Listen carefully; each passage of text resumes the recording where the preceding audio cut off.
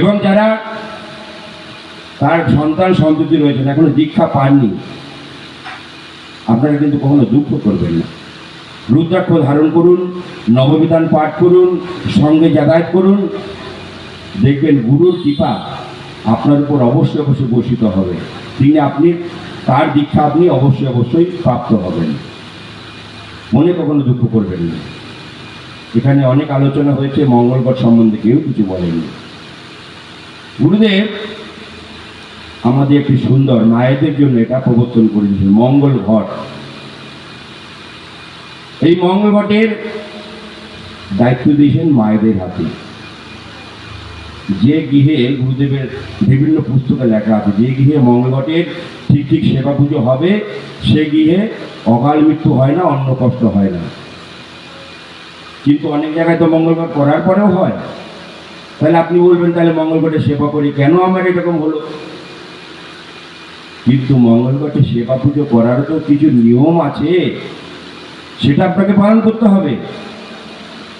আপনি সকালবেলা গুরু সেবা না করে আপনি নিজে সেবা করে নিলেন, গুরুকে উপবাসে রাখলেন। যেখানে গুরুদেব আশীর্বাদ বাণী দ্বিতীয় খণ্ডে বলেছেন, তোমার ঘরের এক কোণে আমাকে একটু জায়গা দিও, সব তোমরা দখল করিয়া ভোগ করিও না, আমি কিন্তু তোমাদের সংসারে একজন।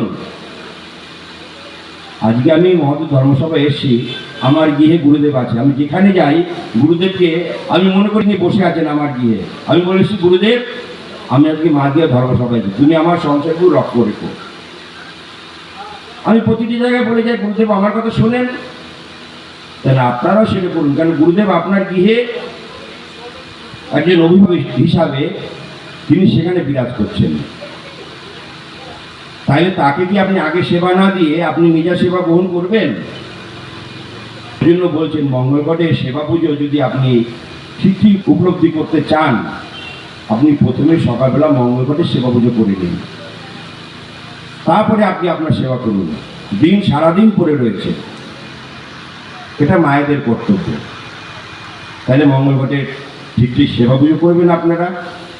আর শ্রীগুরু সংঘ পত্রিকার সকলকে গাহা করতে বলবেন গুরুদেব। যদি পত্রিকা তুমি নাও পড়তে পারো, পত্রিকা ঘরে রাখবা, একটু ধূপ ধুনা দেবা, তাতে তোমাদের অনেক দোষ কেটে যাবে, গ্রহ শান্তি হবে। এই তো আমাদের বিধান, নটি বিধান, এমন করে বিধান দেননি। এইটা আমরা পালন করতে পারবো না। তিনি তার বাণীর মধ্যে বলেছেন, আমাদের আশিস ভাই তো বললেন, আমার এই অমৃতময় ধর্ম যিনি গ্রহণ করবেন, তিনি যতই নিচি জাতি হন না কেন, যতই পাপী হন না কেন, তাকে কিন্তু আমি এক জন্মেই যদি আমার নির্দেশ মতো কর্ম করেন, সেই শাশ্বত রাজ্যে পৌঁছে দেবেন। নিজের ঘর যেটা, সেখানে গিয়ে আমাকে আর এইসব মায়া জগতে ভোগ করতে হবে না। আমার পিতা, আমার মাতা, আমার বোন, আমার সন্তান, সেখানে কিন্তু এসব জ্বালা যন্ত্রণা নেই। সেখানে সবই গুরুময়, সেখানে সবই গুরুর ইচ্ছায় প্রতিফলিত হয়।